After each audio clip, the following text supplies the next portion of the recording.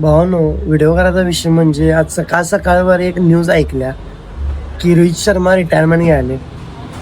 अशी न्यूज ऐकल्या, पण ती न्यूज खरी आहे खोटी आहे काय माहित नाही.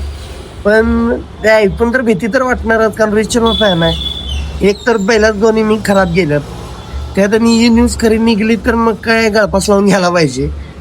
कारण रोहित शर्मा फक्त हे नाव नाही आहे, एक फिलिंग आहे. ते मी तुम्हाला एक रोहित शर्मा फॅन्सलाच ते कळू शकते मी काय बोलवलं नाही, माझं किती मला आत्म त्रास व्हायला लागलाय. पहिलाच दोन इनिंग खराब गेल्या, त्यामुळे मूड ऑफ या पूर्ण मूड ऑफ खराब होता. आता ही न्यूज ऐकून तर आत्ता पूर्ण आज दिवस तर खराब गेलायच. बाकी आता ती मॅचची वाट बघत बसायला लागणार की ही न्यूज खरी आहे का खोटी आहे. आणि तोपर्यंत ती गोष्ट सफर करत राहायला लागणार आहे की खोटी जरी असली तरी ती गोष्ट सफर करत राहायला लागणार आहे.